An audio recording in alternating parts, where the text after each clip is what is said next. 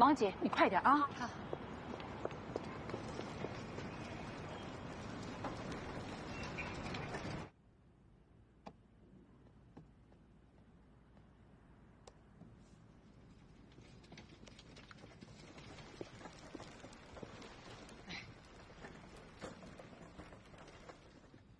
你们哪位是凶手的父母？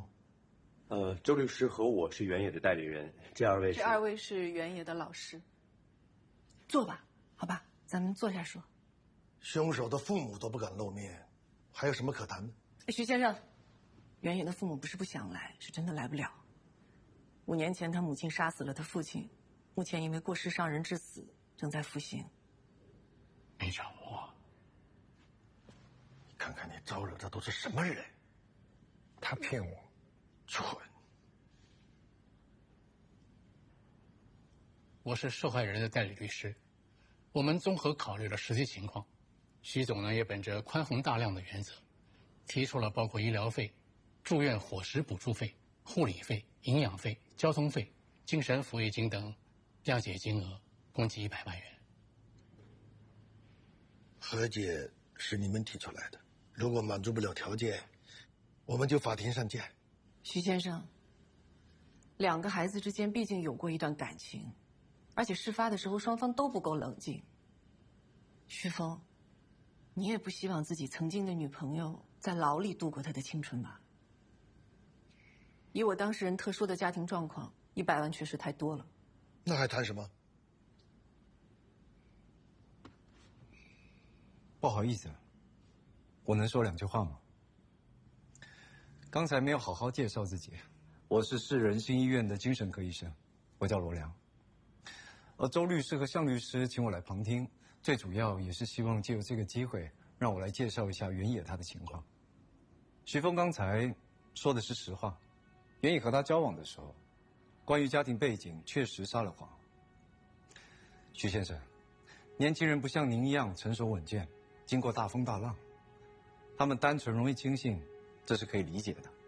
这也说明了徐峰他本质上善良真诚，是您家教有方，也是他的幸运。但原野就没有这么幸运了。从他记事起，就一直跟着母亲四处围堵他父亲，去捉奸抓小三。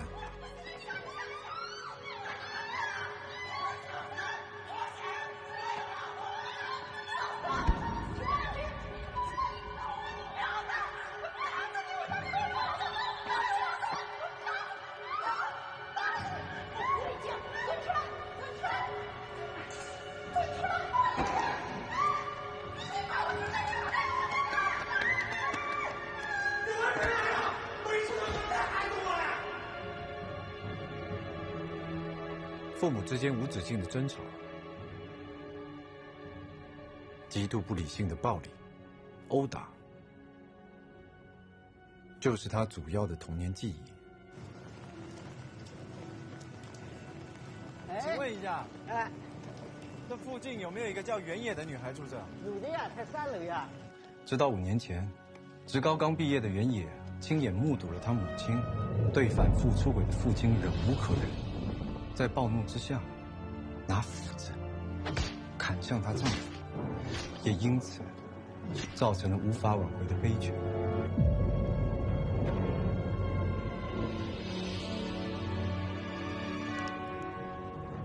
这个不幸的女孩，从来没有见识过一段健康的情感关系。她渴望爱，但不知道如何爱。她需要的不仅仅是惩罚，可能更多的是引导和帮助。就如徐先生一开始所质疑的，我们都不是原野的家属，可是我们今天来到这，最主要就是希望代替他来寻求你们的谅解。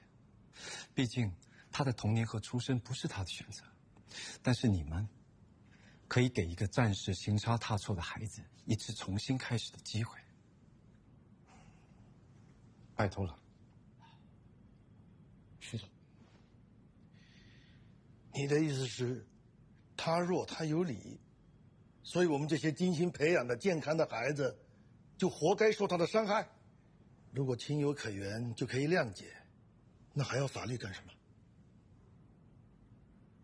徐峰，你说呢？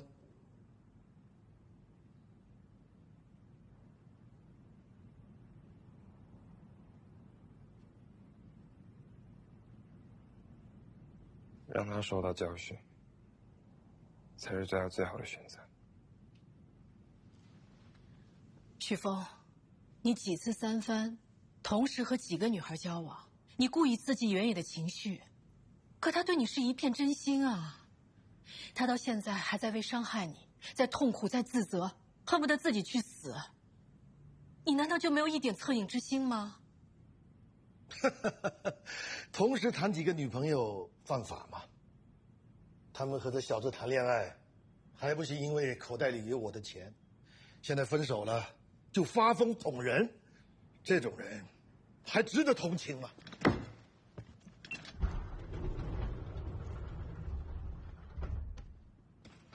徐峰，我能单独跟你说句话吗？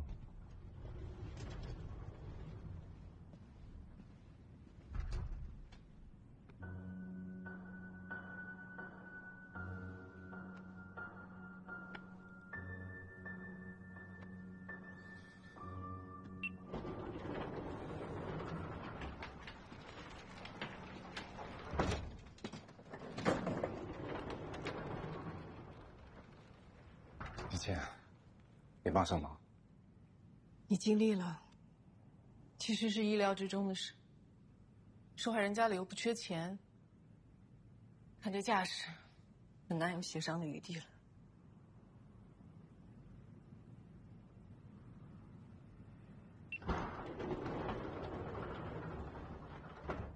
是这样的，徐总父子考虑到对方的家庭情况，同意降低赔偿金数额，并且签署了谅解同意书。具体的和解条件，由我全权代表来谈判。你到底跟许峰说了什么？几句话就让他改变了主意？其实我没跟他说什么。你听过代际传递吗？怎么说？就是父母的行为和观念会潜移默化地传递给子女。原野的母亲杀了他的父亲，如果让原野知道徐峰他不谅解他，甚至赞成他去坐牢，对原野的心理可能会造成很大的打击。也许出狱之后还不会放过徐峰。我只是跟徐峰科普了一下这样的概念，就知道，像你们这种有道德洁癖的人，一定不会接受我这么说的。不，其实我能猜到一点，因为你跟他说完之后，我在他的眼睛里看到了恐惧，就应该让他害怕。让他害怕，总算是得到了一个还不错的结果，是不是应该庆祝一下，好好吃顿饭呢？我真的应该好好请你吃顿饭，谢谢你。我都不知道，你还去调查了原野的家庭情况。你还记得这个吗？这是什么？我们第一次去徐峰学校见到原野的时候，你不是很生气，把打火机砸在桌上吗？我去过这家夜店，原来原野在那边打工，然后我接着打听到他家，才知道他家背后有这样的故事。真的谢谢你，为他做了那么多。但是，啊？你铺垫了那么多的感谢，不就是为了接一句“但是我没有空陪你吃饭”吗？不，其实没关系，我每次约你吃饭就是碰碰运气，我已经被你拒绝的已经很习惯了。我不是这个意思啊。哦，对，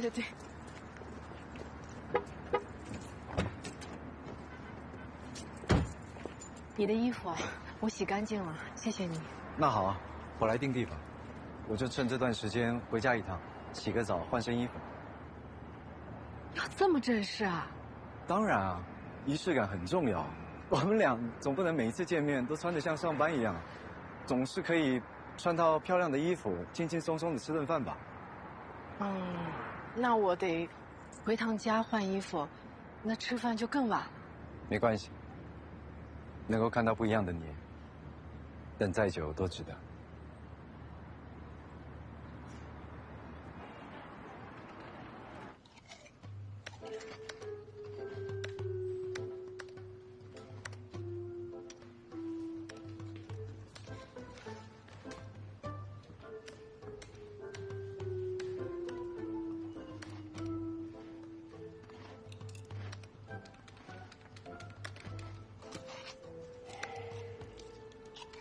难怪。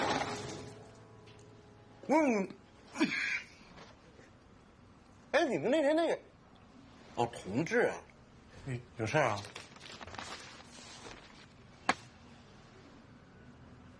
你怎么有这个？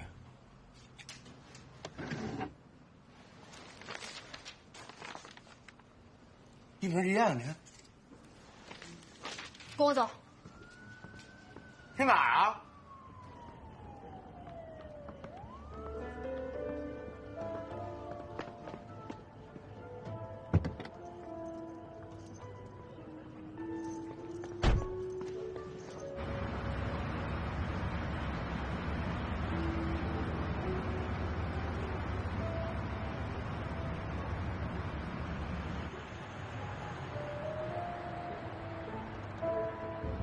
专案组管不管饭？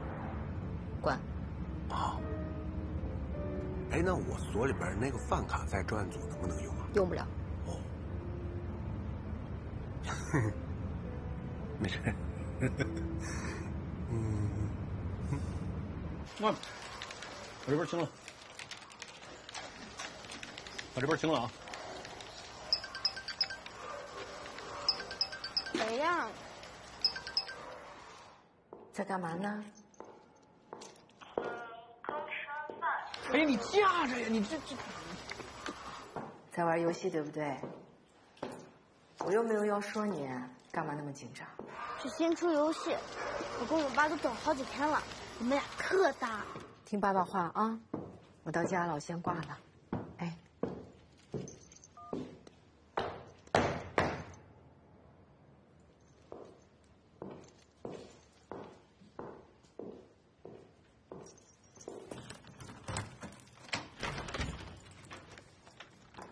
罗医生，我到家了。慧东，你谁啊？干嘛？家里还有别人吗？啊？有。人呢？出来！屋里的人出来！刘平啊！你想干嘛？我报警了！你敢报警？报警！啊！你敢报警？说，他人呢？啊！你把1块钱藏哪儿了？他回澳洲去找他妈妈了。放屁！什么澳洲啊？什么他妈妈呀？你们都在骗我！我为什么要骗你？我骗你怎么了？我亲自送他去的机场，亲眼看到他走进去的。你冷静好吗？别冲动，把刀放下，好不好？他还怀着你的孩子呢，他不可能骗你啊！放屁！什么孩子呀？全是假的！我连自己有没有过孩子都不知道。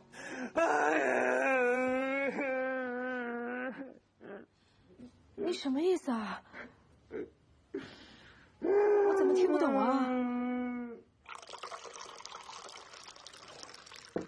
办完离婚手续，我就搬出去了。前些日子物业打电话说，房子厕所漏水了，把楼下给淹了。那我就找人修啊，可是给他打电话，结果电话号码是空号，一查，他把号码给注销了，所以我就赶回家呀。结果发现他早就搬出去了，就留了把钥匙在物业那，说是为了卖房子。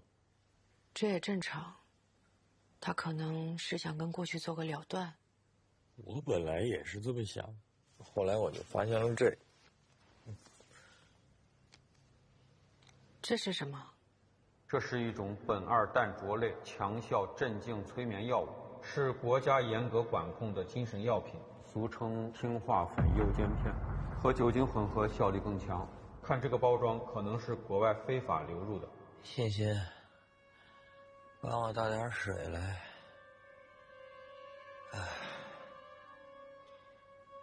欣欣。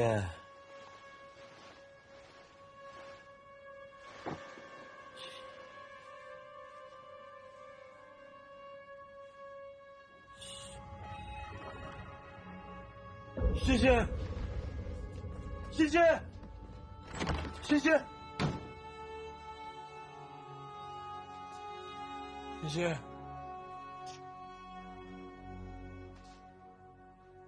你的意思是，吕可欣给你吃了这个药，然后做了个假的家暴现场，那他身上那些伤呢？不可能是他自己打自己吧？反正肯定不是我打的，医生也说了，说吃了这个药，吃完就倒，一点行动的能力都没有，怎么可能还有力气打人呢？怎么会有人对自己下这么狠的手？她还怀着孕呢。她连家暴都是假的，怀孕能是真的吗？后来我去妇产医院查过，李海市所有的妇产医院妇产科都没有她任何的就诊记录和建档资料。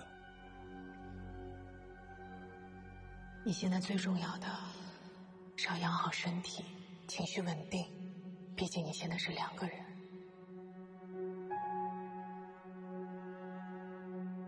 妈妈自己也能把你养大，是不是？这也太荒谬了。他来找我，是想管我借钱出去躲几天。他说，他所有钱都在你那儿。我看过他的微博，他挺有钱的，还有房子呢。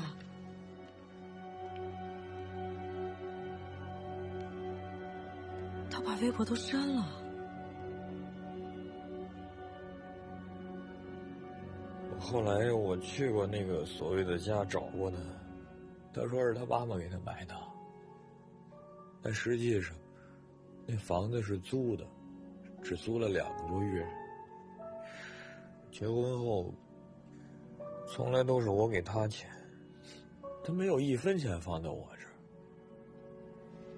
纹身，我是因为纹身找到你的。他说你为了他纹了那个纹身，你是不是知道他接过裸贷？什么裸贷啊？这纹身是结婚那会儿，他跟我闹，非逼着我纹的，说见证我们的爱情。这个，刘平，你可恶心了！我真没想到你是这样的人。不是，哎，欣，你听我说，哎，欣，别碰我！不是，欣，你，哎呀，我这真的不是你想的那样，我是叫了几个同事，加班的同事，有男有女。那女同事就一定是好人吗？啊，如果你们俩之间真没有什么，你身上为什么会有她的头发？我也不知道嘛，不知道。不是，欣，你消消气儿嘛，哎呦，手机啊！手机！手机！给！我现在就给你同事打电话，我一个一个的打，我一个一个问的清楚，到底是怎么回事？欣，我求你了，你消消气儿，真的，咱们都结婚了，我不可能跟别的女人有关系。是吗？那你发誓啊！我发誓，我刘平，我发誓，那个我誓都发不明白，我光凭一张嘴就行了，我凭什么信你？我问你怎么向我证明？欣，你消消气儿，欣，咱们别生气了嘛。你让我怎么证明我就怎么证明啊！别生气了，不求证明啊！那你去纹身。纹身？纹一个一模一样的图案在你身上，证明你爱我。证明你只属于我一个人。要是有哪个女的看到了你这个图案，我就咒你们这对奸夫淫妇不得好死。欣，你不同意啊？不是。我想教你纹身，就是想证明你爱我，你只属于我一个人。因为我爱蕾蕾，我既然爱她，我就要爱她的全部，包括她那些不美好的地方。就被债主逼着按他们的要求纹了身。蕾蕾身上那个纹身，应该也是按照这些人的要求去纹的。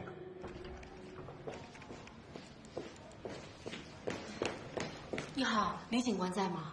你是哪位？我叫严玲，我是他原来一个案子里当事人的朋友，我现在有些情况想跟他说一下。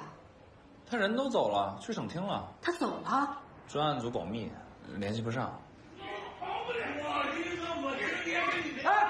干嘛呀？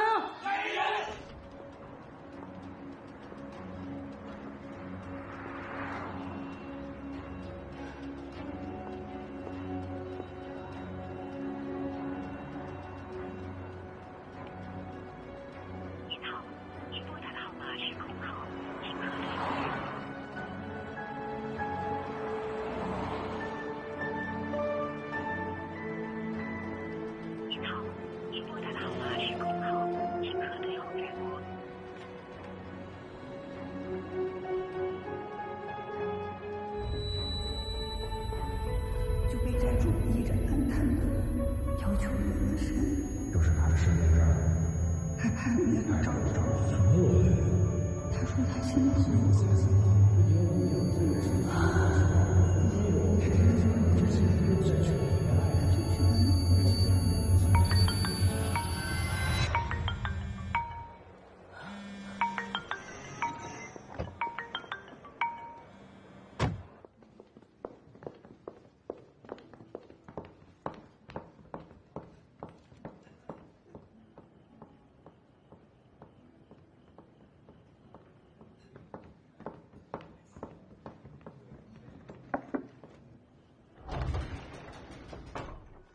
不好意思啊，今天实在是太多事情了，我来晚了，让你久等了。你是真的很忙，我看得出来。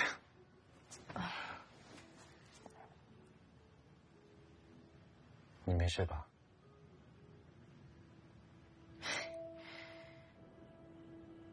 都是我的错，我简直跟吃了迷魂药一样。这于可欣说什么我都相信。这个于可欣似乎对你很了解，所有的点都打在你的软肋上。童年就失去父亲，和李长宁一样遇人不淑，都曾经被伤害得很可怜。他说纹身是因为裸贷，和夏意说雷雷是同样的理由，我就这么相信了。我竟然没有去怀疑，也许他们都是骗子呢。他们会不会认识啊？夏意是之前磊磊的男朋友，磊磊一定有跟他提过你。他们互通了讯息，把你会产生怀疑的漏洞全部补上了，同时利用了你的内疚。因为你还处在失去磊磊的悲伤和自责中，所以更容易去相信，有假扮类似遭遇的于可欣啊。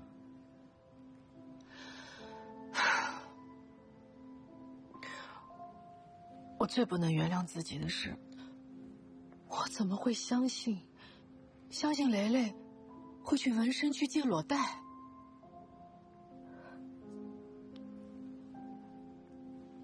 你是不是觉得自己背叛了磊磊？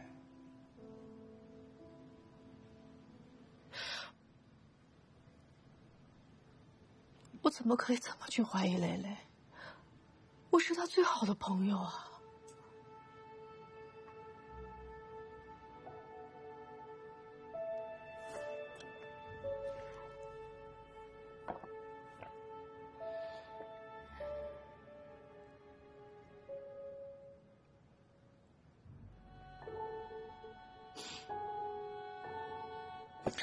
少喝一点，喝醉解决不了问题。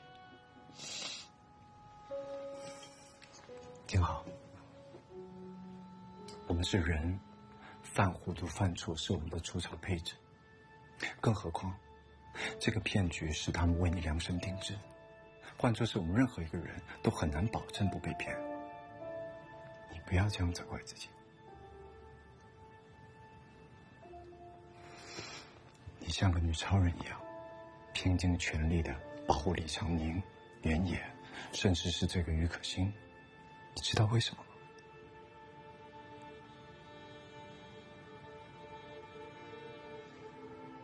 因为你把你好朋友的自杀归咎到了自己身上，你想努力弥补没有帮助到磊磊的遗憾。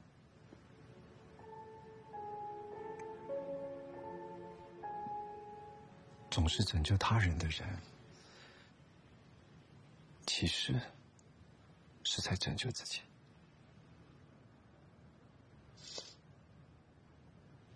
我不知道你经历过什么，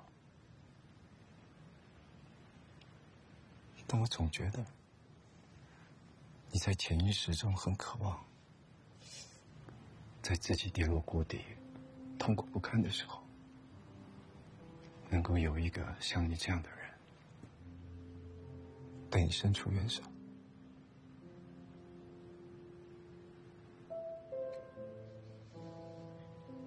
我想告诉你，如果你愿意，我会在。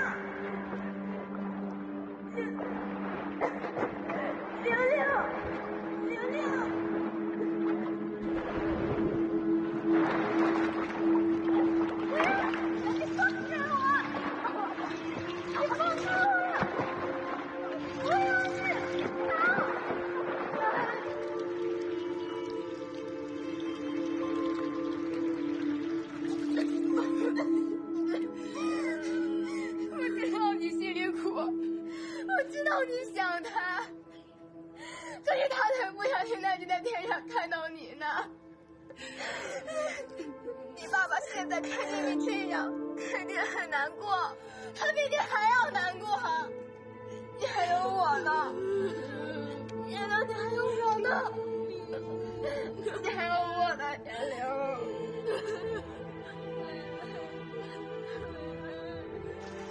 蕾蕾，你放心，这事不会就这么完了，我一定会还你清白。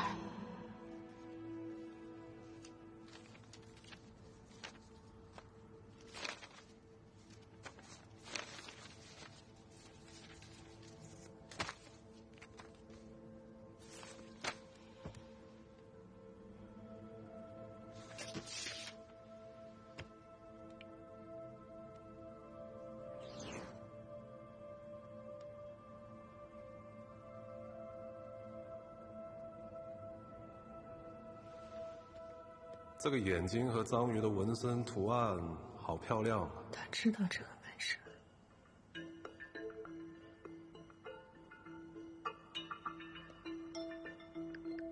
你知道这是章鱼和眼睛？你从哪儿知道这个图案的？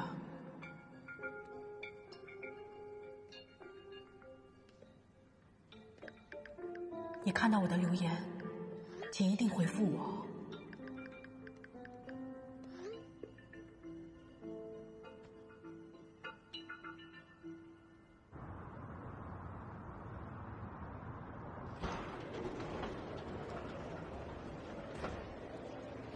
对不起，对不起，学姐，是我太轻信了。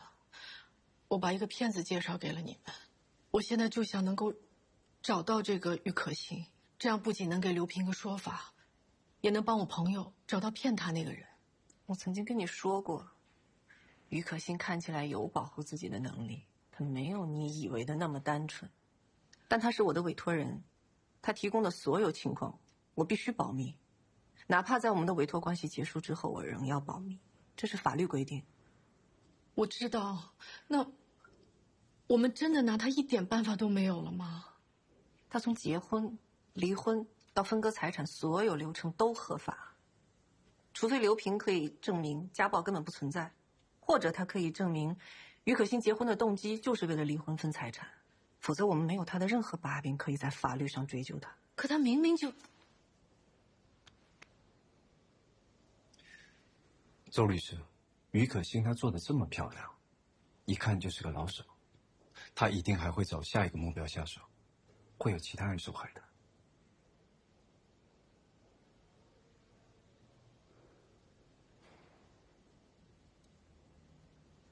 给你们普及个法律常识吧，你们知道离婚对保险是怎么分割的吗？根据我国保险法规定，投保人与被保险人之间必须有保险利益。夫妻离婚后，身份关系消失，使得保险利益不存在了。那这个时候，如果投保人跟被保险人不是同一个人的话，就需要对保单做出变更。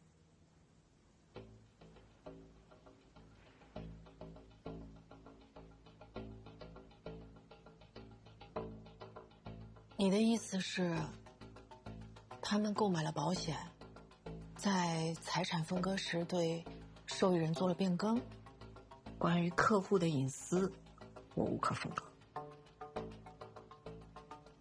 就是这个，这就是那家保险公司，当时是他拿来的广告宣传。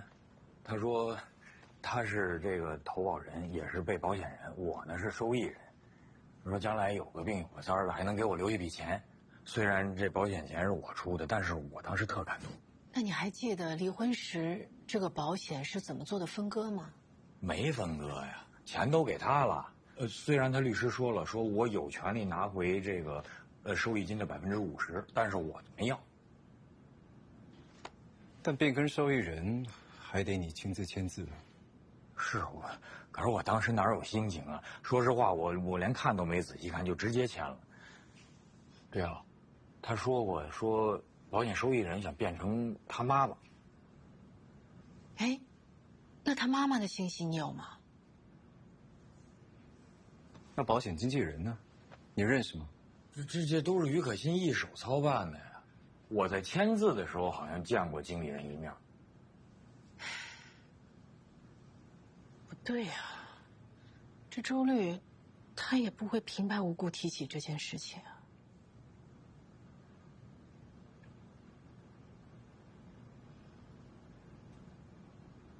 严老师，你演技怎么样？什么？欢迎拨打安宁财产保险客服电话，请您稍等，正在为您连接。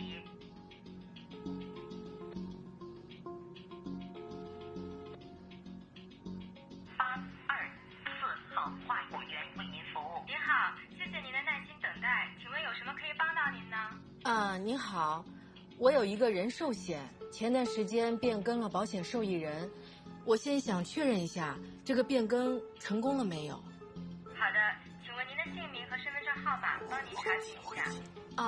我叫于可欣，年年有余的余，可以的可，欣欣向荣的欣。证件号码是745-201-1989-0417-8562。请稍后，这就为您查询。好。我这边的记录显示，您是在今年4月23日将您安宁一生人寿保险身故受益人改成了于明杰，明是光明的明，杰是豪杰的杰，对吗？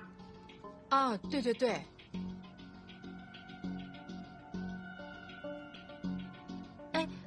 能不能再帮我确认一下于明杰的证件号码？好的，于明杰的身份证号是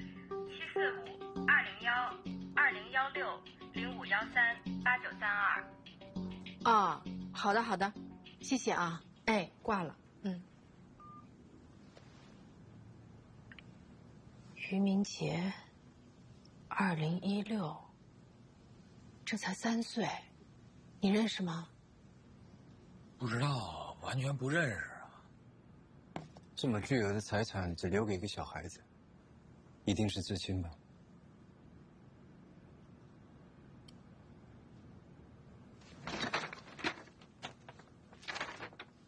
我一定会把他找出来的。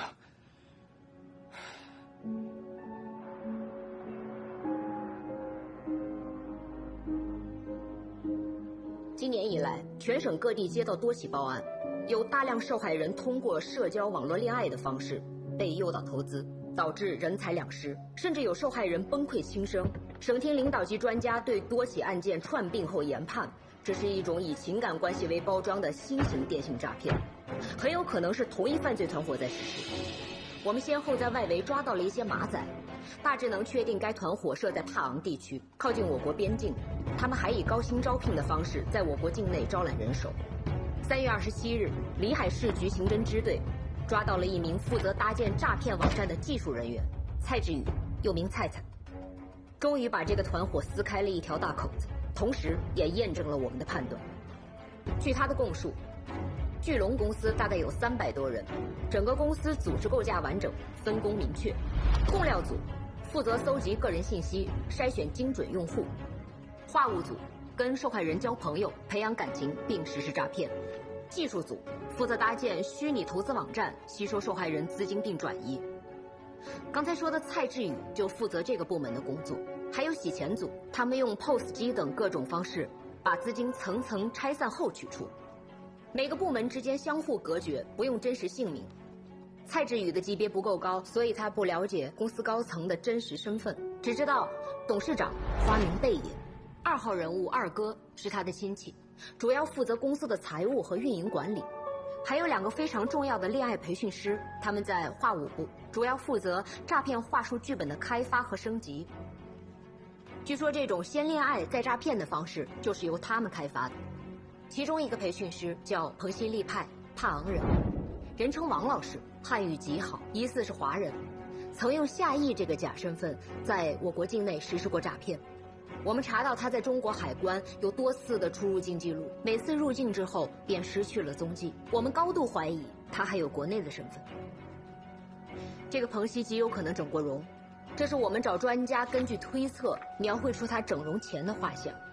根据画像和年龄区间，我们在有犯罪前科的人中筛查出了30多个可疑人员，目前的情况是正在调查和排除。另一个培训师外号鲁班，他的真实身份我们目前还并不掌握。整个案件了解的情况就是这样。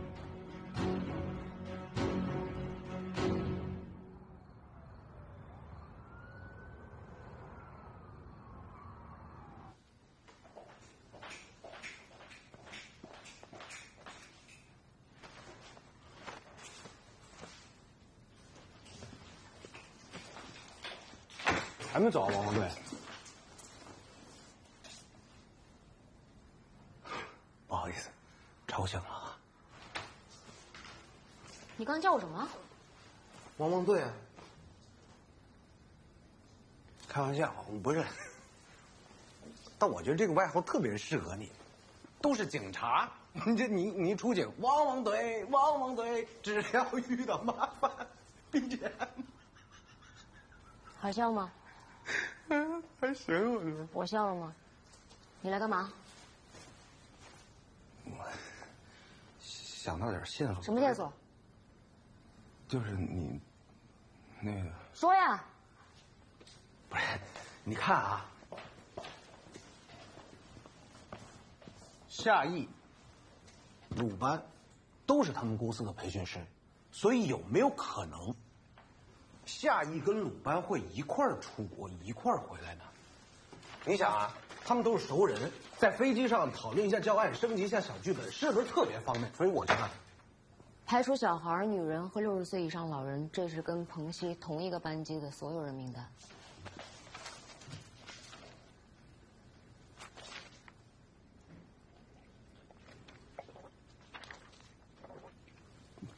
就这么多。都给那菜菜看过了，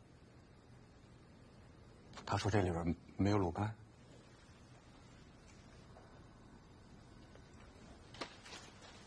我还以为我找到一突破口呢，白激动。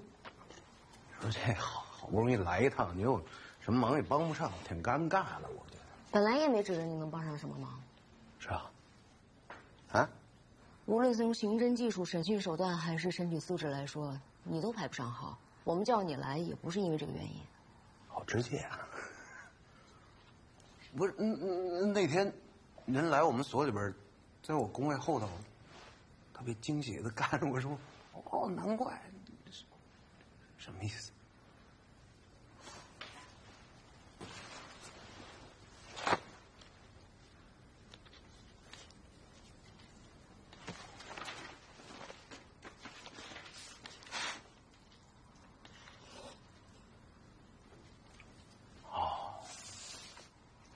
我是比这照片上胖了好多，那会儿特瘦。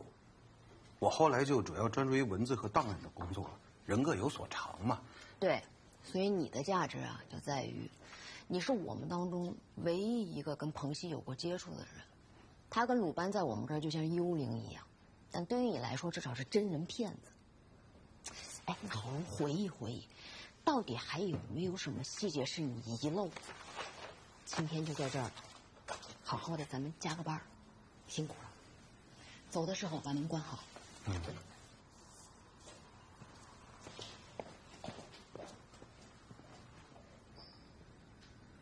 好。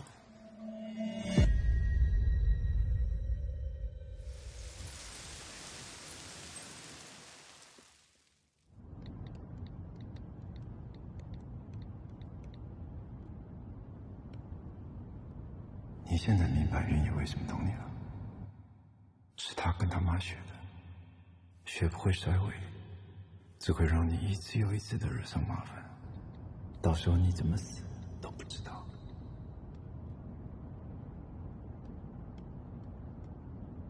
少爷，你安全带没系。Shut up！ 妈的，开你的车！